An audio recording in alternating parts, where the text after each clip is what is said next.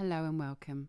I'm Dr. Joanna Bucknell and you are listening to episode 11 of TAIT, that's TAIT, which is short for Talking About Immersive Theatre. In this podcast series, I go out and about to chat to immersive theatre makers, practitioners, performers and other arts industry professionals to talk about the work that they do. I usually visit them in their own performance spaces and places just to get a feel for the scene that they're creating and the atmosphere that they work within. So, let's just get straight into it. So, I am here at Rose Bruford College with Lab Collective to talk about the immersive performance work that they do. So Lab Collective has been working, please correct me if I get any details incorrect here, from what I can tell since 2010, is that correct? 2008 really. Okay. But in the kind of interactive immersive form, 2010. Perfect. And it's made up of Jo Thorpe, Natalie Scott, Neil Connolly, Amy Fleming and Antigone Spanu. And Jo Iredale, who is our latest recruit, but Excellent. On the website. I was going to say, I got my information from the website, so would you like to just introduce yourself again? Sorry. I am Jo, and I like an air of mystery sometimes too. So just Jo is fine. That means there's quite a few Joes here. Yeah. You can call me non-Jojo. Non-Jojo. And we even spell it the same because I put an E on mine. So. Oh, brilliant. Just because I think with an O it looks really unfinished. Yeah. Mm-hmm. It's one of my pet hates. Yeah. And people never do it, they just put J-O because they assume because I'm a girl I don't have the E, but I'm like, I want the E. It wants to be. A lot of people presume I'm a girl, I think, because they never put the E on. Really? Oh no. Anyway. So on your website you suggest that you make visceral experiences and there are two strands to your work basically. So experience-led installation and socially relevant performance. So could you talk a little bit about those two strands and kind of the way you see them kind of different, if that makes sense? Well, I think it's actually, we've started to kind of merge them again, put them back together again. But I think originally we were doing a lot of work in gallery spaces and being commissioned in that way. So we were trying to play with interactivity in terms of a one-on-one basis. Yeah. Sometimes that subject matter was socially relevant, but sometimes it wasn't. And then we had these larger pieces which had elements of interactivity, but we were trying to ask questions of the audience in terms of what their political motives were. So we've kind of started to try and figure out a way we can fold those two together. I think also the way that people commission, so like the experience-based work is much more festival-based, or much more, so like one-on-one performance is very difficult to programme and commission when it's not part of a festival. Absolutely. And actually that started becoming like a real strand within the work where we'd be commissioned to do smaller scale one-on-one installations that weren't necessarily consistently transferable and were quite bespoke depending on where we took them, whereas the larger scale socially relevant work tends to sit within other sites and maybe for a greater duration, so maybe for 3 weeks, maybe for 6 in the case of like Matador and Bullpen. And that was actually where we really noticed the difference, was it, in terms of how we were being commissioned and programmed. It was quite distinct in terms of what people wanted. And it's actually really nice to be able to do festival work where you can do that smaller scale, intimate stuff without it compromising, obviously, in terms of like actual like the nuts and bolts of budgeting and things like that. It's not a sustainable form. No, it's not. As a standalone thing. And that's really where the two strands came from. And we're starting to amalgamate them more as the scale of our work grows. Yeah. So as the sites that we work in get bigger, we're able to then implant the experience-led work within the wider experience. Well, it's a huge challenge, isn't it? And we have the same problem with our work because we do one-on-one work mostly, but it's really challenging to be sustainable because of course theatres want bums on seats or numbers at least, and of course when you're doing one-on-one, and also we did a piece recently and only 12 people saw it, but there was a queue of another 20-30 because it was a free event, it wasn't ticketed, and so you have to let all those people down, and that is so challenging. And I think this has become a real kind of difficulty of how do you keep the integrity of that kind of small, intimate, experience-based work when theatres just are not in a position to sustain it. And I think you're right, we've seen it grow up out of very particular festivals as well and very particular contexts. I think as theatre diversifies as well, buildings that weren't originally intended for performance are now more willing to think about the deconstruction of their spaces. And the more that happens, the more one-on-one work can be produced. Yeah. And I think that's hugely exciting. I think theatres do need to really sort of step up their game in terms of, thinking about wider forms. And that is inclusive of installation, one-on-one, or bigger interactive and immersive Well, there's pieces. an appetite for it as well. This is what's so frustrating as a practitioner, because you're kind of like, there's a huge appetite for this with the general public as well as with kind of the traditional arts community, and it is finding those spaces. And a lot of it isn't even about, I mean, I can't remember the last time I made a piece of work that happened inside an actual theatre building or space that was specifically designed to hold theatre. 2007. But there's huge. I think there's huge resistance to it, because even if you look at recently Emma Rice and the Globe, and you look at the RSC and their new the new sort of video mapping that's replacing a character.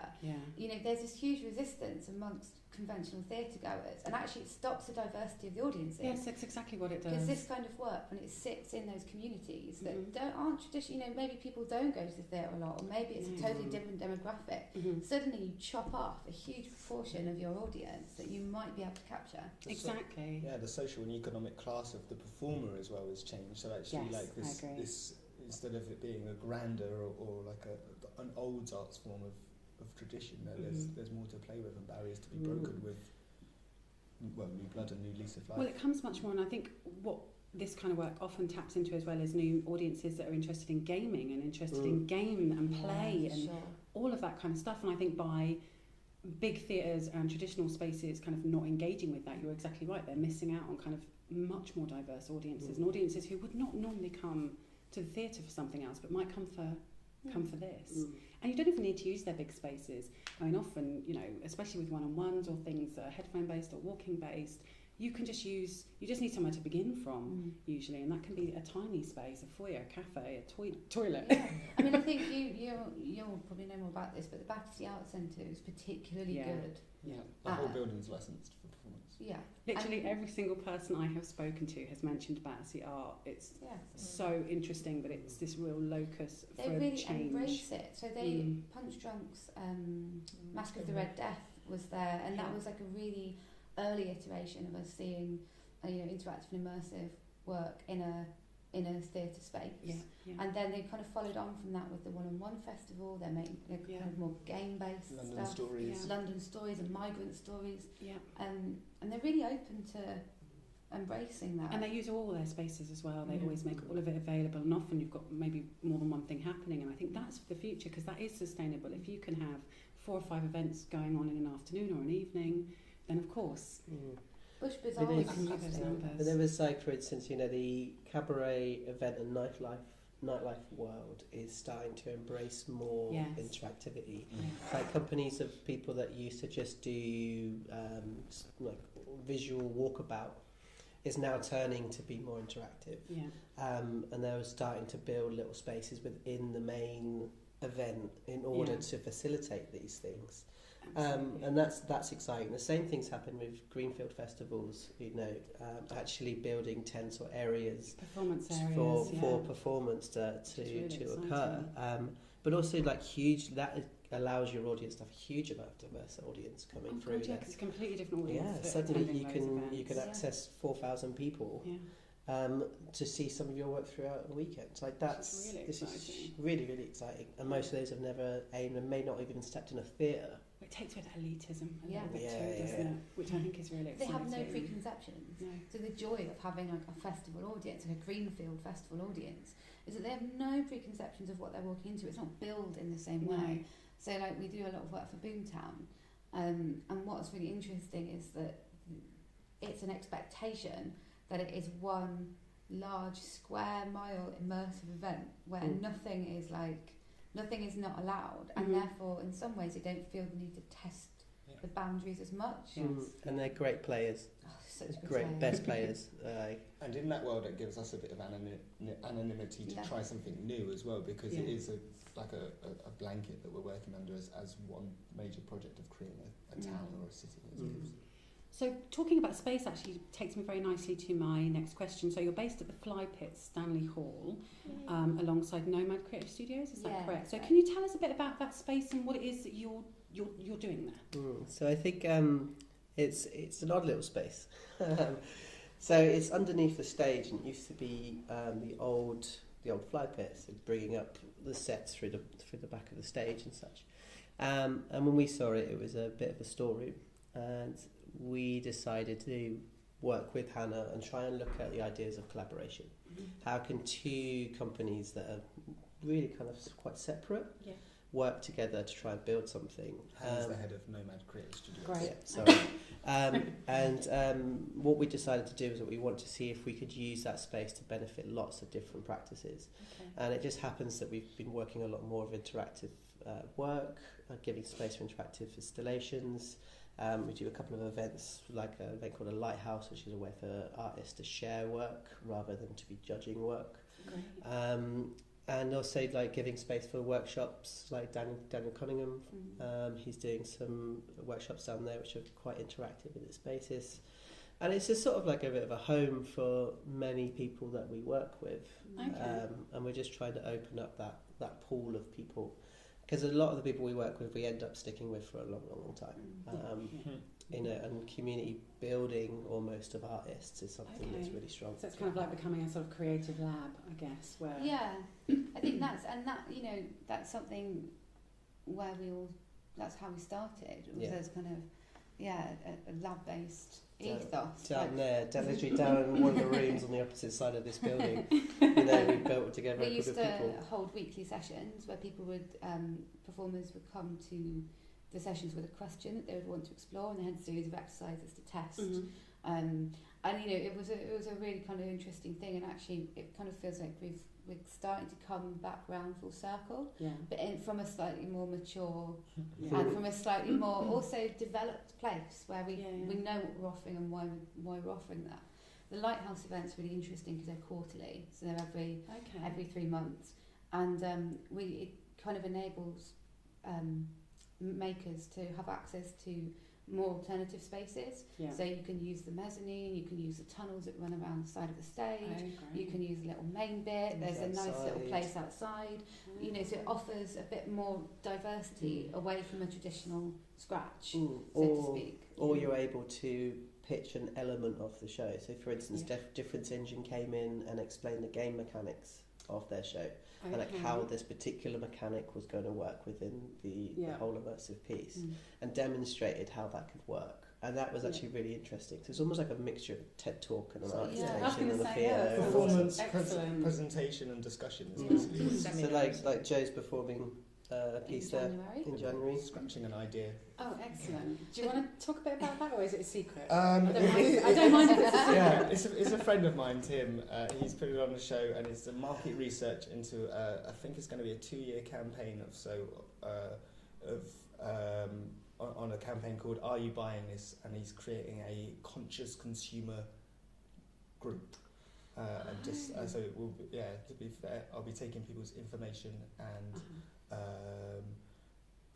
Calling on their duties over the next couple of years to fight a campaign that I don't think is even relevant yet, but I feel like it could. That's always the best place to be, right at the beginning of something, or the cause of something, I think. And I kind of think what's really good about like you putting it in somewhere like the Lighthouse is you can choose how you want feedback delivered. So like it's not like here's a bit of paper, fill it in. And there is opportunity to define how you want feedback to be managed. So whether it is about do you fill out a form, or do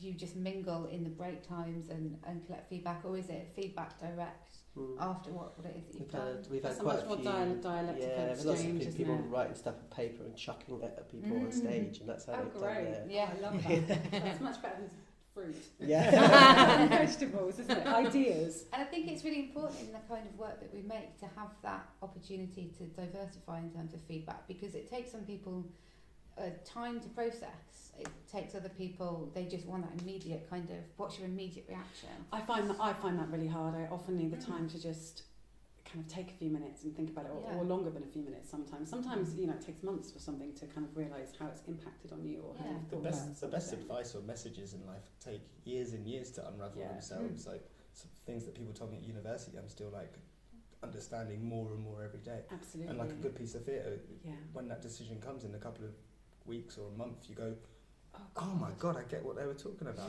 Absolutely. That's the kind of moment I always try to strive to make. Yeah, and I find it really hard to instantly, and as a lecturer I have to do that a lot with students as well. They want kind of instant formative feedback, and you're kind of like, what did you think? I just need a minute to let at least a minute to let that MTV McDonald's Nation. Yeah, to let that wash over me or sink in, or to feel it, because initially some things can be, especially if they are powerful, like overwhelming, and I need some time to let this kind of come in and let me actually think about it. Right, I want to feel it for the resonate. Yeah, I want it to resonate first before I have to then articulate it in a kind of sentence and something that is useful to you.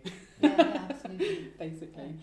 So I wanted to just talk a little bit about your early work. So as you said, you kind of began in about 2008 but started making interactive work in 2010.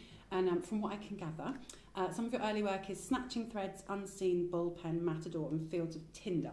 And I wondered if you could, obviously you don't have to talk about all of them, but they all kind of happened quite quickly. And I wondered if you could talk about that sort of period of your work and what you think might define it and what was exciting and drove hugely that. productive. It was a hugely productive like couple of years where we were still really searching for our identity as makers.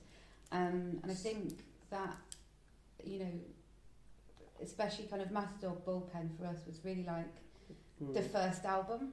You know? We really that was the first kind of breakthrough for us to go, actually, this is fun. This is fun stuff. So it's actually like Snatching Threads. Yeah, it wasn't interactive. It wasn't interactive in a theatre space. We worked for a long time up in Nottingham, with an artist up there, and we worked for a long time trying to build this kind of crazy, discordant, kind of chaotic mess of images to sort of try and tell some sort of meaning, and it was more socially relevant. But when we did that show, and actually we did it at the Roundhouse for a while. That's a different show, Joe. Circuits of Love. Circuits of Love. That's a different show, mate. No, not Circuits of Love.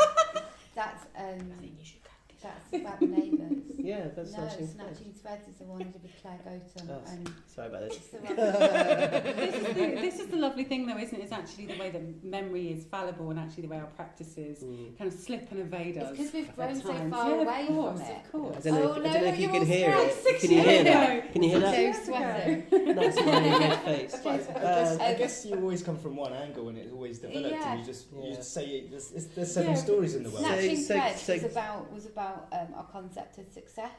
It was on at the new diorama, and again it was we were kind of exploring kind of postmodernism and physical theatre, and it was interesting, but ultimately like that work no longer excited us. It was a practice that we'd taken away from drama school and identified with, but actually was no longer fulfilling or no longer sort of activating for us as artists.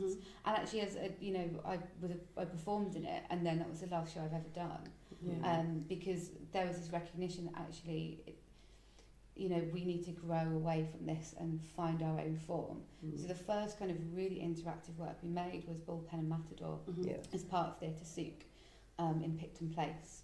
And it was a really exciting time for us because we were still at that point where everything was just so brand new, and there were no rules, and it was felt like the Souk was like a theatrical marketplace, and it was all about commodity and exchange. And Joe also did a show there called Half Cut with the company Half Cut that he was the founder and maker of. And it was a time where it was so exciting. There was so many different people that we were just suddenly bumping into, and actually a lot of those people we worked with for the next 3-4 years, and some of them we kind of poached like Joe. But like you know, Matador and Bullpen were both revolved around this money idea. So Matador was looking at the perspective of a banker. And you go into a room, it's a very tiny room, and the stage is about 1.5 metre, 2 metre circle. And the audience are asked at the beginning to put their toe on the line.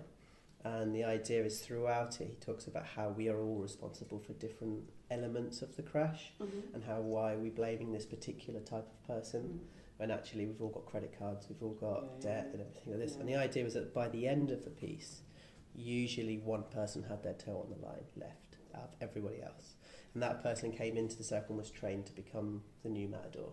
Mm-hmm. And that piece became really successful. I mean, we ended up touring that over to Latitude. We went to Brighton, which was really lovely. And the other piece, Bullpen, is actually a game that people still mention to us now, which is based on Liar's Poker, which is an old game which we played in the 80s on the stock exchange, and people used to not only move in power up a company through this game, they also would lose a lot of money. So you would put huge amounts of money onto the table and bet on the serial numbers of a dollar bill that you were holding. So we created 2 teams of people, 3 performers each. Each one had a different structure depending on who they're battling against, and whether they won or lost changed the outcome. So that's the first time that we started looking into flowcharts and into games. And the kind of, you know, the audience obviously they can't bet with money. So when they approach the room, we'd be there sort of, you know, drawing people in. We'd ask them to write down their most precious thing, and it might be their health or their children, or it might be an object or something they spent a lot of money on, and it would be about how willing are you to throw that into the ring. And some people are really superstitious as well. Yeah, they are. So, you know, playing with things like your health, your children, or your career, or, you know, actually becomes a real ethical question. But it's amazing. But it's also amazing how freely people do it as well. Once they're in that moment, once they're warm and they're in that kind of heated space, they're just like, fuck it, rah. I'm going to just do it. I'm just going to, and it, you know, it's that kind of throwaway. It kind of really amplified that kind of throwaway culture for us, and people would come out and go, "Oh my God, I've just given it away." Yeah, but because we couldn't write a script for it at all. We were trying to figure out a way of doing it, and we came up with this kind of. The experience was less than 10 minutes long, but I think the actual book was about half a centimetre thick of just like these different possibilities, all these different flow charts, all these different ways in which it could connect. So it was really fun to explore that idea of trees and like how these structures can grow. Well, this is the thing about this kind of work, isn't it? Is the mechanic is what you kind of have to trust as the makers and as the performers often, and as the audience. Once you kind of say yes, okay, I'll play with you, that mechanic is what drives it, isn't it? Is what everyone actually trusts in, rather than often narrative and character, but actually it's that mechanic and understanding and engaging in that. But I think there is, and I don't know if you've kind of found this, and you've talked a little bit about it, as soon as people get in a group, they either get a group mentality, or as soon as they get anonymity, do you find that people behave in ways that they probably wouldn't normally? So we use a lot of kind of group psychology in our process, in looking at how we can determine an outcome and therefore what that mechanic should be. So we looked a lot into things like psychology of the supermarket, so how products are arranged on shelves and where people look. And then once people, you know, when you're turning a corner with your trolley, the things that they want you to see and buy, because you have to slow down, will always be on that right hand facing. There's always an offer of biscuits next to the tea. So we look at things like that. We look at herd mentality. We look at conformity. Things like the Zimbardo experiment. A lot of things of core desire. We've been playing a lot, especially with the show you've just been watching, about how we can really play with a group of people to push them into sort of places that maybe they don't really want to go, but by suggesting little things, by pushing them in the right directions that we want them to kind of play with. Joe did a great exercise on core desires, about tapping into the core drivers of people, like love, sex, loneliness, money, all of those things, and that really fed into the piece dramatically. So looking at a level, so it was the idea of a good teacher, bad teacher. It's a good exercise of just establishing a rule without establishing it as in like an authoritative figure, and then you already write the rules in your head, but you can change that, and then they have to change as well.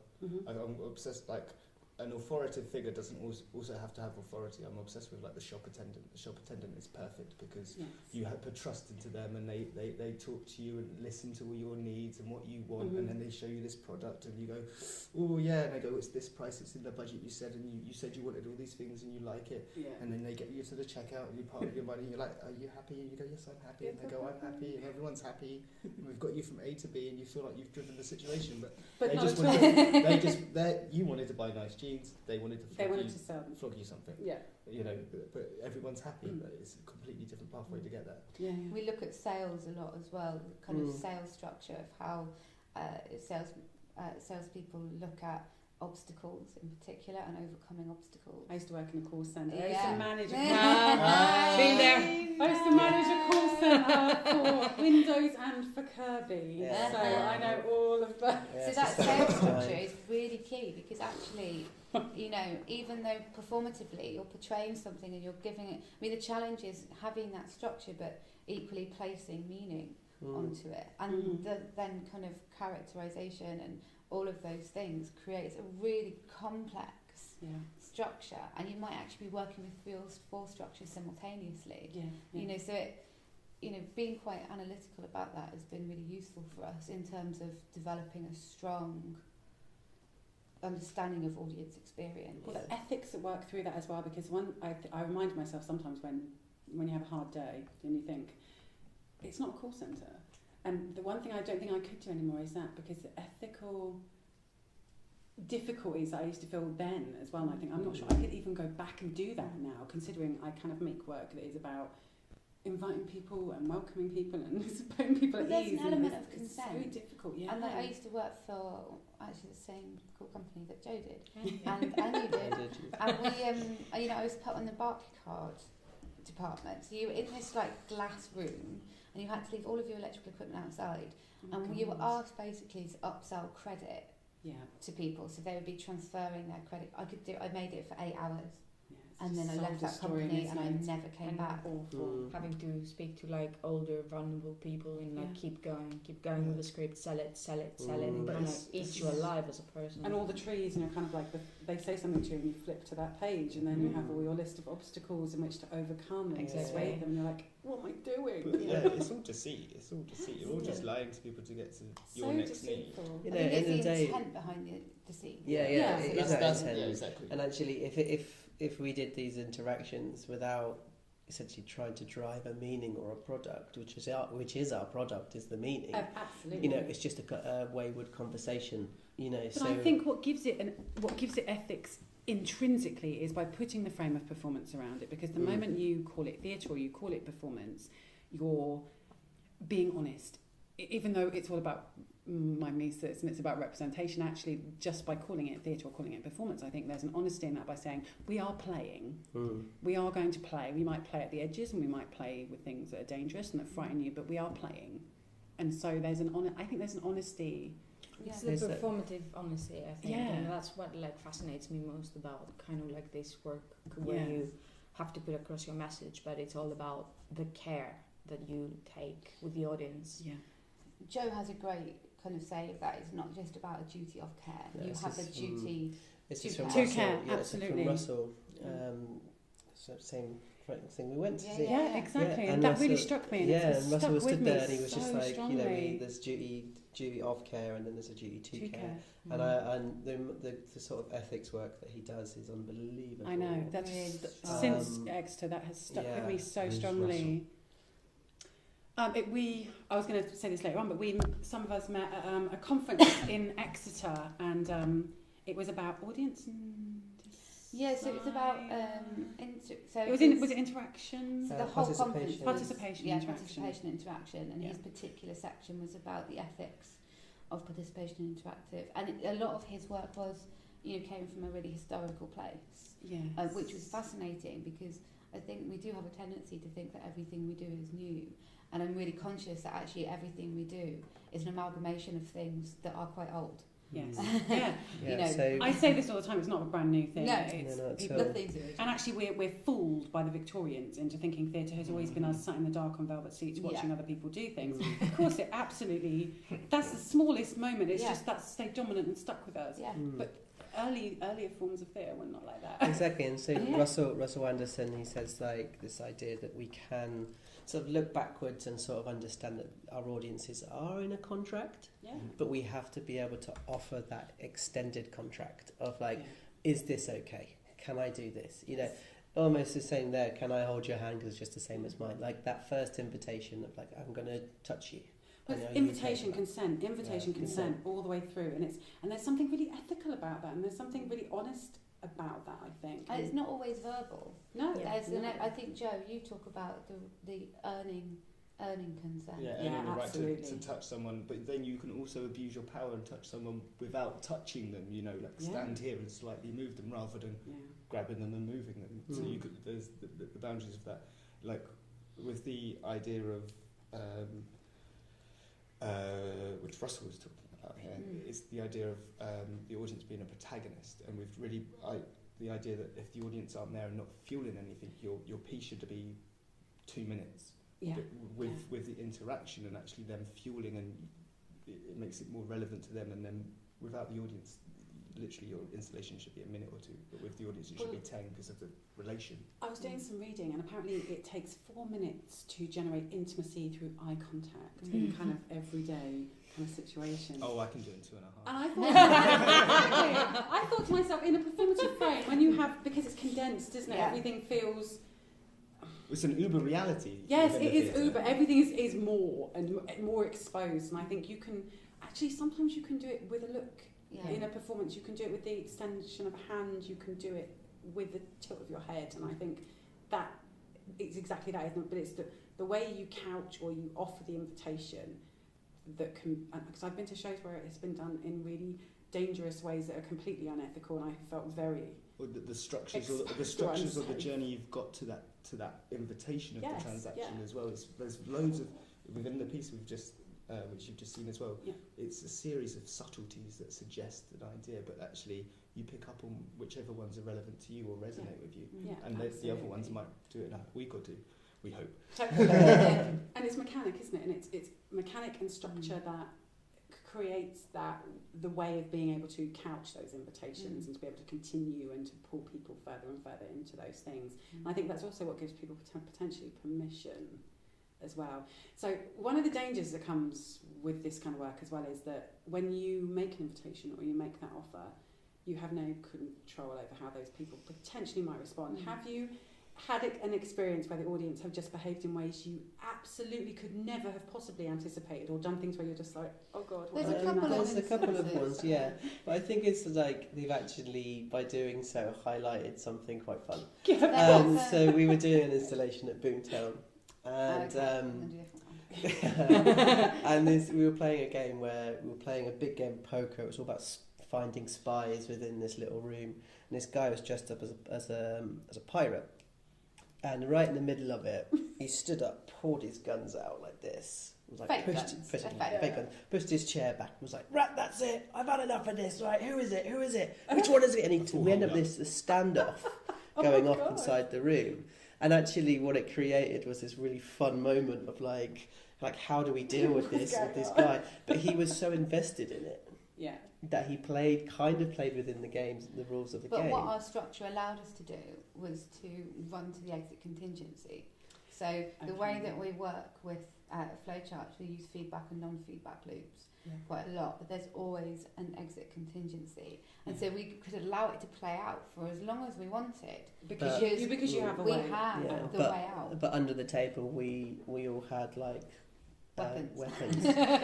So at any point we just got unclicked them, and like all of us suddenly went clonk and placed these like crowbars, cricket bats, all on the table, and suddenly these little plastic guns look a little bit weak. What you gonna do now? Packing. I think we've had one which was again on Matador, where the last section where we figure out who's going to be the new Matador, and we asked the audience who wants to do it, and nobody put their hand up. And this 12-year-old boy put his hand up. And Neil, the performer, was like, okay, I'm just going to ignore that one for a little bit, see if... Anyone else? No, fine. took the 12-year-old boy, and actually having this 12-year-old boy being trained to be the next banker was an image that we would never conceived in rehearsal, because we never thought it would happen. Yeah. And actually that was one of the strongest endings that show had ever had. I mean, there was a moment where we were all looking at his parents going, "You're alive with this." Is this and okay?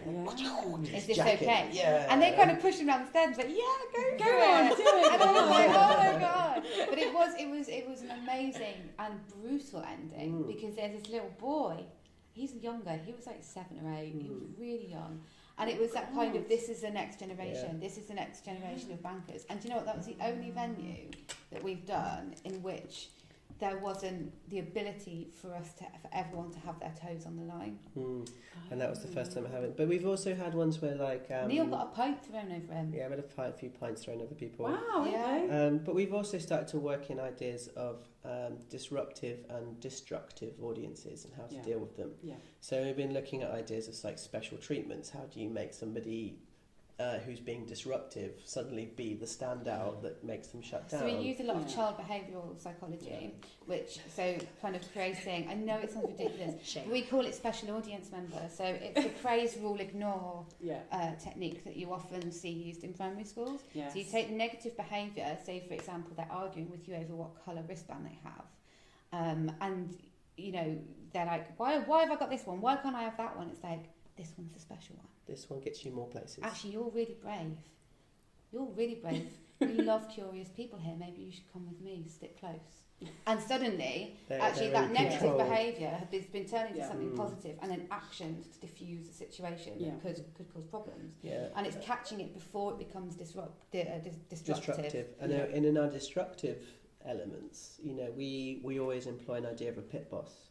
Somebody who is of authority, so it might be one of us, it might be an assistant who is in character, in world, who has an authority within that world, who can then pull people away in world or twist and go out of world. So for instance, looking in the military, we were always generals to the rest of the privates and sergeants of the performers. You know, and one guy literally was like, "No, this is not for me." So I came over as a general, took him over as a general, got to the front doors and was like, "Yeah, totally get it, mate.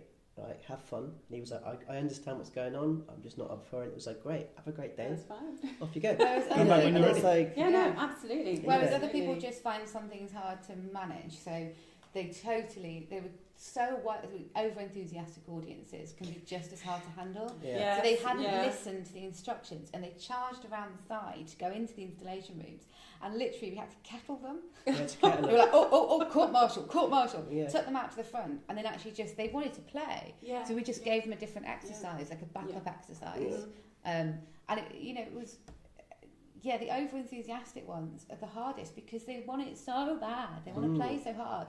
And I think there's an element where you kind of have to honour that, but in a safer way that's not. I play musical chair. I used to play musical chairs with my students in one of my kind of classes that I do about immersion, and I don't anymore, because some of the boys, I mean, you think children would be, but they are just so aggressive and competitive, really. But they want to play hard. So I've had a lot of thoughts about this recently. Musical chair, they've just become wild. So I'm like, I can't play it anymore. It's dangerous. A huge amount of thought into this recently, because and it goes back to the kind of core desire thing, but also in a lot of interactive or immersive performance, you're challenged to survive or to be the best.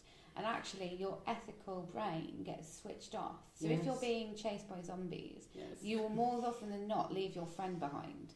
Or if you are, in a punch-drunk show, you have no issue with being like, by then I'm off my own journey. Or pushing past the granny. Because actually, what's being tapped into is your core desires to succeed, survive,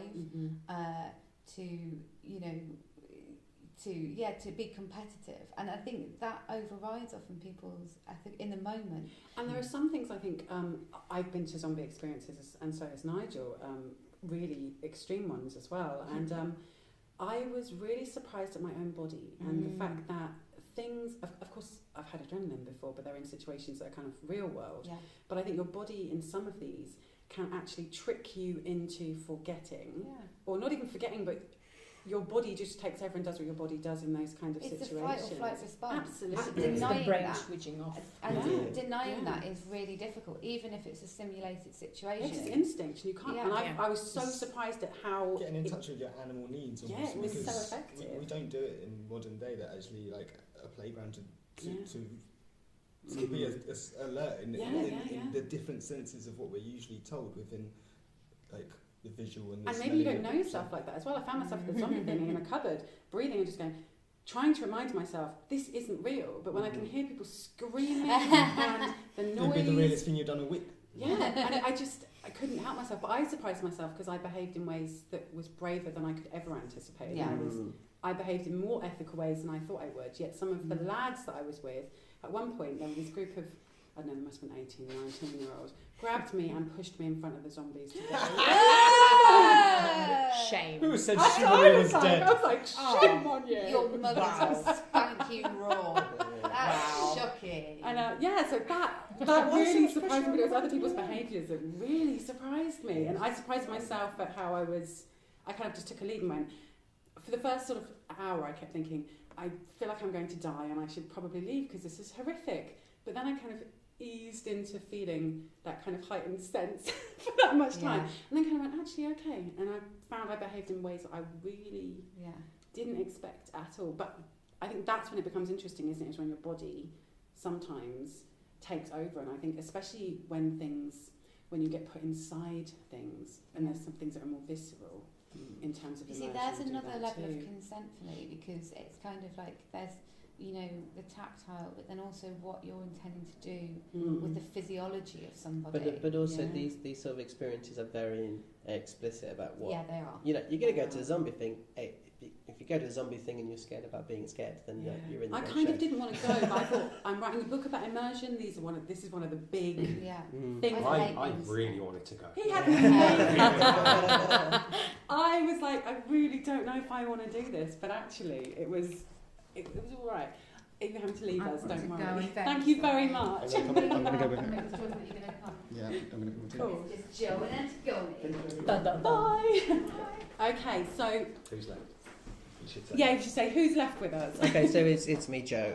And Antigone. Yeah. Excellent. So actually, you've got quite a strong relationship with education and with sort of academic context. And actually, we're here right now at Rose Bruford, which of course is an educational institution.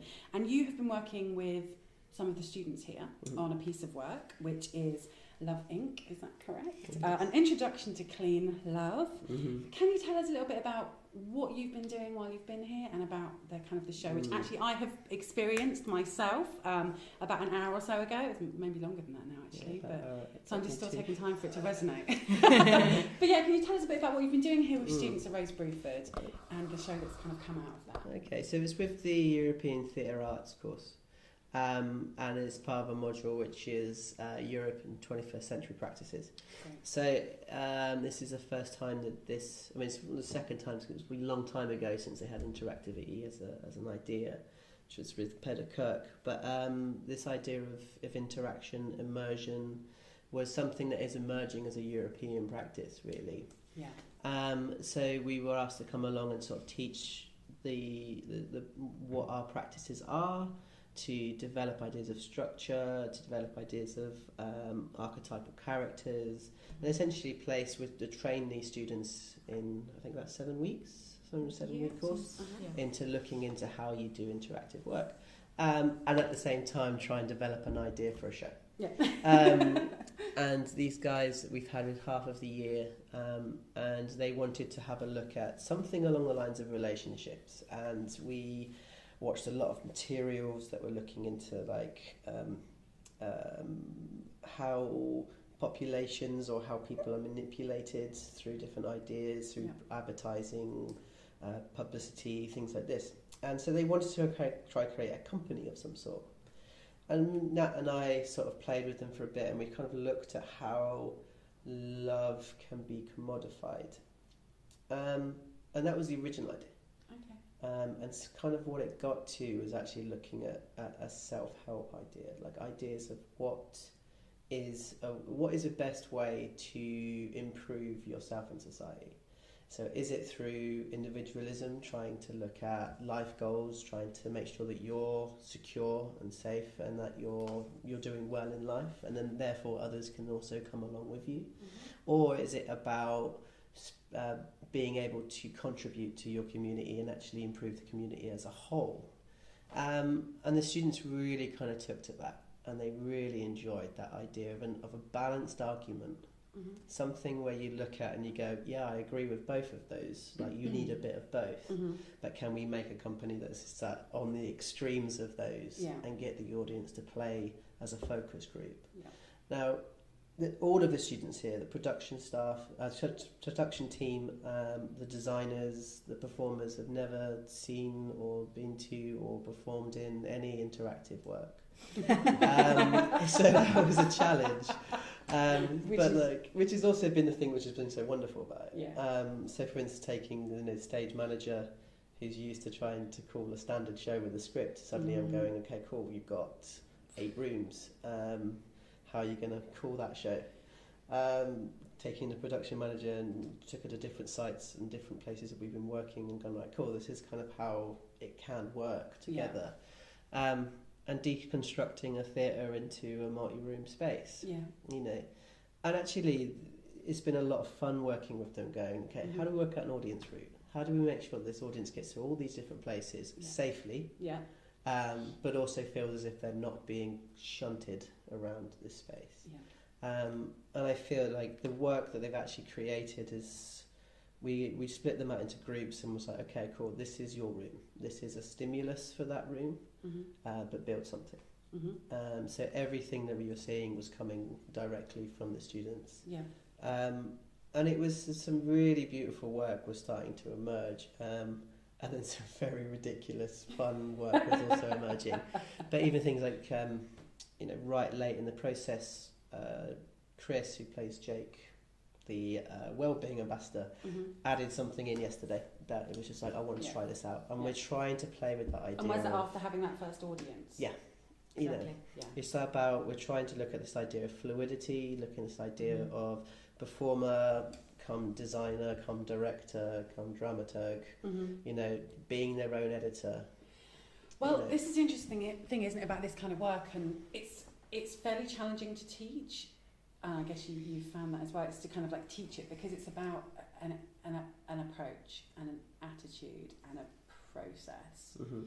It's kind of like giving them the tools and like teaching them how to care for the audience, how to guide the audience, so then the rest kind of falls into place like a puzzle. Because I think, like, it's, for me, the most fascinating thing is like to witness this journey, and like from the first day that I came here to have that question, which I really hate having that question of like, what is my character's motivation? It's my personal pet peeve. To seeing these students now go through this and like, on the spot, oh my God, I'm changing it. Just because the audience is not going with it. I mean, where we've making huge changes every day. The first time we were able to get 64 people into the space, it was yesterday. So it was like, okay, well, how do we change it for today? And we're changing it now. That's when Natalie's just run off to go and do some more changes. Absolutely. And actually there's a phrase which has come through a bit of our community, which is embracing the chaos. And actually it's reveling in that and enjoying the chaos that the audience are going to bring to you, and go, okay, what can I take from you, and how can I manipulate and change this chaos? That for me is the exciting bit of making this kind of work, actually, is the energy and the unknown that kind of comes from that chaos, and that from that not knowing, and from that diving into something. It's kind of having that, I think, which is really important in this work, is like for the performer and the audience member to have like not an equal, but have something at risk. Yes, absolutely. And then kind of like discovering that each other, like encountering each other in the space and seeing, where are we? Well, there's something at stake, isn't there? And that's what excites me. And I don't think I could make work anymore that pretends that pretends that there's people there that. I find that bizarre now. I just can't imagine it, because when you perform in traditional ways like that, the stakes are just for you, really, and people just watch you. But what excites me about anything that's interactive, participative, or immersive is the stakes become for both of you, and therefore all of you've got something to risk. and something to gain and potentially lose as well. And I think that's exciting. That excites me anyway. So we work with the students a lot on structure, building flowchart structure, being able to put in binary and non-binary choices, being able to know that they've got this solid foundation of something that they know they can come back to. Yeah. That they know what type of questions they want to ask. They know what the set pieces are that are going to be in there. They know how to welcome people. And then they get in the room, they sit down, they put it into the bottom drawer, they close it, and then they do something new. Yeah. And it's that thing of, okay, well, if it all goes wrong, I've got that. Yeah. I've got that to play with. Yeah. You know, and structure, especially in this show, has been hugely important. Being able to give them the confidence to go crazy and to play and to do something new. Did they? Because I struggle with my students they are extremely resistant to trusting mechanics and rules in the first place. Initially, they're always like, I don't trust, one, that I'm going to be interesting enough just engaging in a task or a rule, because I haven't done that kind of preparation in the same way that I would prepare a character. So they feel a bit exposed in that way, and I think that creates this kind of slight resistance towards trusting it. And then also they realise actually there's way more risk involved and way more investment involved in operating in that way. And then once they get to trust the rules and they get to trust the mechanic and how mechanic can drive, then they become fearful of how much investment, when they realise suddenly how much investment actually they're giving in that. You know, because we were looking into a lot of task-based work was the first step, yeah. You know, and then moving into more complex structures and then bringing in ideas of game mechanics. So they started building massive games and testing them out and seeing if they would work. Yeah. And actually, they built the structures of the installations fairly early on. Yeah. And what Joe did with them, which was beautiful, was look at this idea of shadow self. So all of their characters are based on the shadow self. Yeah. Something within them that is dormant that they can bring out. Yeah. You know, for instance, like Jarl. Johan plays Jarl, and Jarl's character, Johan. Jarl is, you know, arrogant. Yeah. He's godlike. He's in your face. You know, and I'm speaking to Johan. He's like, yeah, there's an element of that somewhere in me that's now come out. Yeah. So having this character, which is essentially them, to play with, it kind of moves that worries away. You know, and what they're left with is this: okay, what am I trying to say? Yeah. What is my meaning of my installation? Yeah. You know, if I can push through this, and it's going to be fine. And like they really sort of took to that quite early on, actually, and really revelled in it. We also played a lot of like, okay, guys, go and see if you can screw up their installation. Yeah. Go and be difficult. Yeah. You know. Yeah. And, with each other. And they were really mean to each other, you know. Well, games allow pushing, and games allow any kind of mechanical game structure has the room to push and break the rules. And sometimes they're the moments that become exciting and interesting, and sometimes they're the moments that do break it and disintegrate. Yeah. But there's like, it was for some of them it was difficult pulling away from traditional ideas of character. Yeah. But also the UTA course, the European Theatre Arts course, is designed to explore alternative practices. Yeah. So they spent 3 years looking at different types of practices from all over Europe. So if we came in with a new one, you know, a contract that we made with them right at the beginning was trust it. Yeah, trust the process. And so they just threw themselves in and started to analyse it later. And that was a beautiful thing about working with European Theatre Arts at Rose Bruford, is that they are just happy to try it and play within it. And actually this company, a lot of them have never worked with each other over 3 years. That's really exciting. And coming at the end of the other side of the project, and they are a close network of artists, individual artists onto one large show. Is this work going to kind of stay in this context, or are you going to be moving Love Inc. kind of outside? Not too sure yet. Conversation to have with everybody else. So I want to just talk very quickly about this, what I think has become a ridiculous word and an empty word and a hugely problematic word, but is immersion. That word.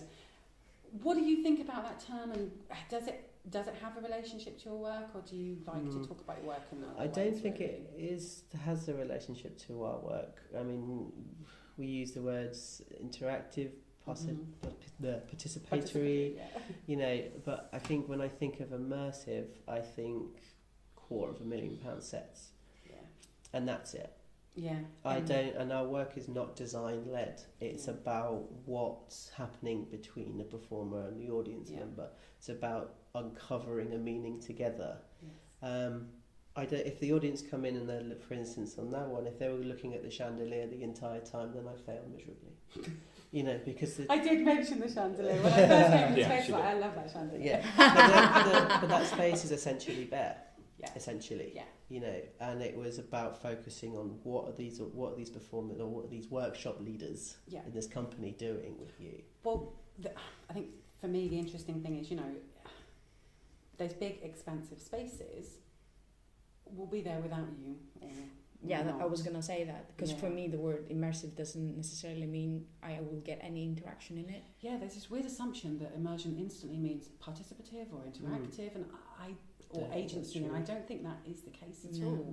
And I think those big expansive spaces would exist very specifically without me. But actually I think, like Love Inc. tonight, that couldn't have happened without me being, that sounds weird, without all of us being there. And in a minute it's going to be different again for another group of people who are going to be there, and it won't be the same before, and it's not going to ever be the same again. Exactly.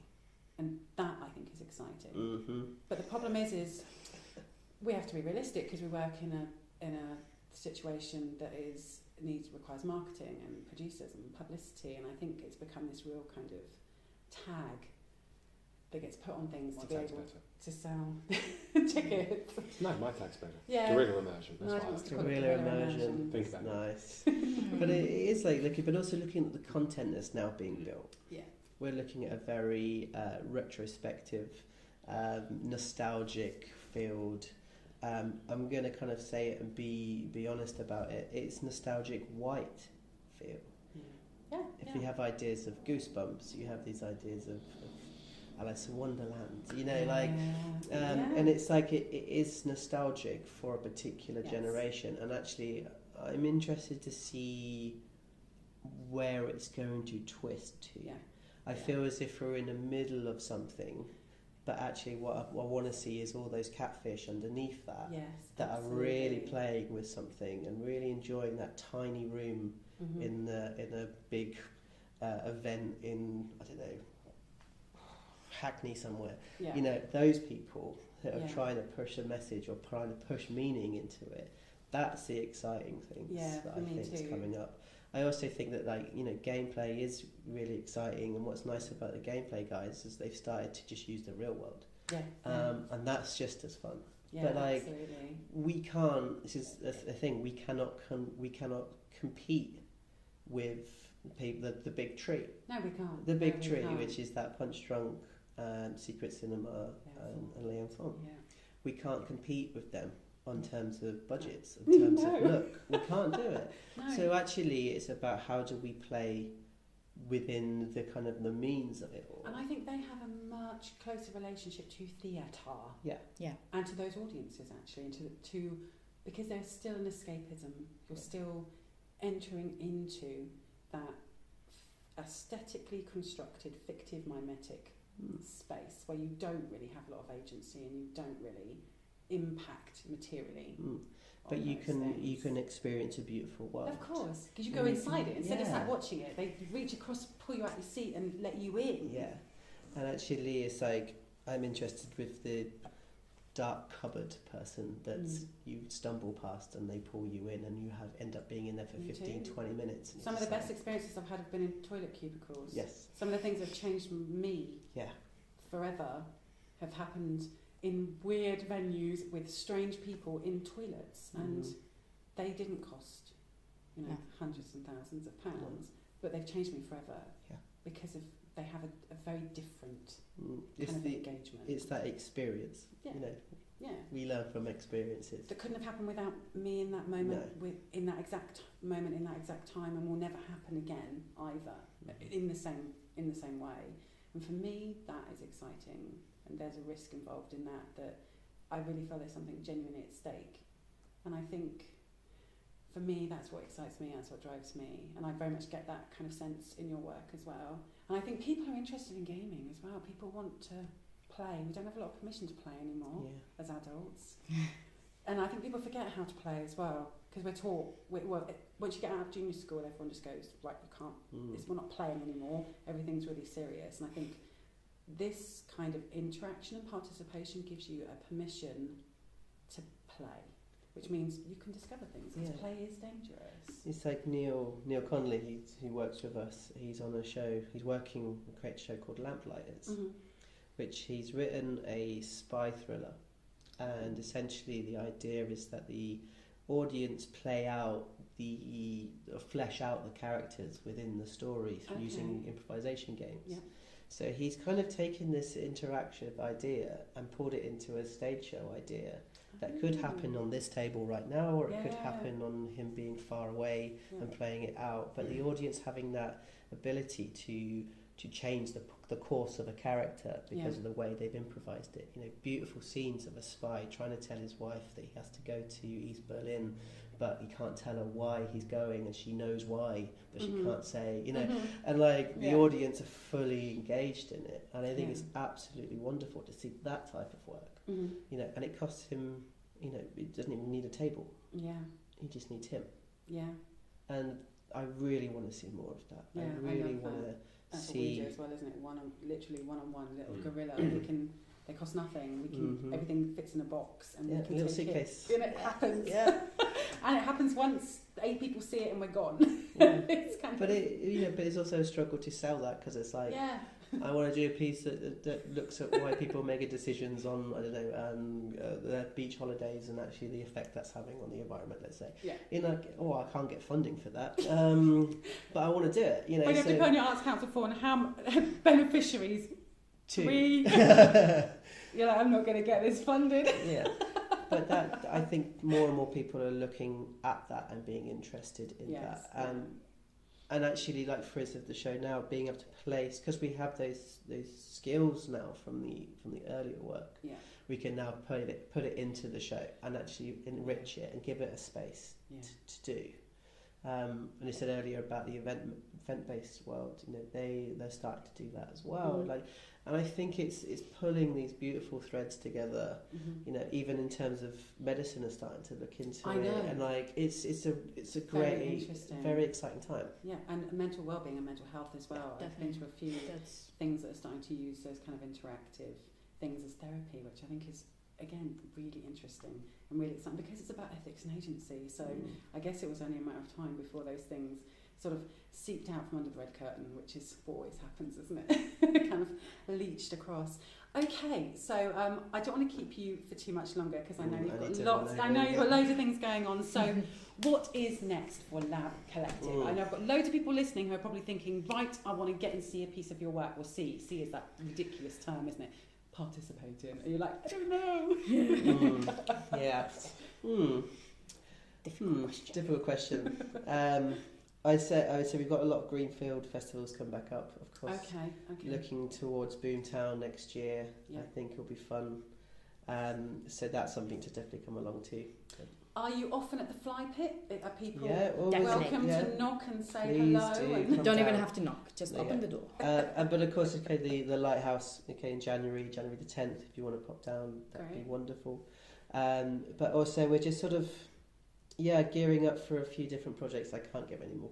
No, I totally understand. Secrecy is often really important. Where is usually best for people to keep abreast of information? Yeah, it's always looking at the website. And do you have a Facebook page as well? Facebook, Twitter's, you know, the lots, really. Excellent. So so just check out. It's usually, say, at Lab Collective. Perfect. Or just the Lab Collective on Facebook, really. Brilliant. Well, thank you so much for taking the time out to talk to me. I know you're really busy. You've got all those students. They're about to go and do another performance now. And we've got to get all the way back to Portsmouth. So I will let you guys get on, and we will head off home. But thank you so much for talking to me. Absolute pleasure. I really appreciate it. Absolute pleasure. Thank you. Thank you for listening. I really hope you enjoyed that episode. A little bit different with a nice group chat. So that was great. As usual, please do share away with friends, colleagues, and anyone you think might be interested. Get in touch. I love to hear from you, whether it's feedback, questions, comments, or just to tell me where you're listening from or how you heard about us. Everything is all good. I love to hear from everybody. Things are wildly hectic here in the TAIT homestead. with lots of really exciting content coming up. So the best way not to miss out on any of that is to make sure that you're subscribed, because there's going to be lots of bits and bobs additional to the normal monthly episode coming up in the next sort of 8 weeks or so. In March and April, I'm going to be working really closely with Collab Theatre to bring you news and inside access to everything that's happening in their up-and-coming season of immersive work. So keep your ears open for that, because there's hopefully going to be some special episodes and some special additional content. My performance company, Vertical Exchange Performance Collective, or VEX for short, is going to be having a piece of work in that season. I'm not going to give much away at this stage, but keep listening to find out some more about that very soon. And of course, we are now in the lead up to the Brighton Festival and the Brighton Fringe Festival. I'm actually going to be working really closely with the Brighton Fringe Festival to bring you news, access and developments about immersive, interactive and participatory work that's going to be happening across the festival. Again, Vertical Exchange Performance Collective are going to be having a piece that's happening in the Brighton Fringe Festival. And again, I'm not going to give too much away, but the best way to keep in touch and to catch up and not miss out on anything is to make sure that you're subscribed across our social media, on iTunes and on SoundCloud. So keep in the loop so you don't miss any of these exciting things. So until next month, or maybe sooner, who knows, unless you're subscribed, you're not going to be able to find out. Goodbye.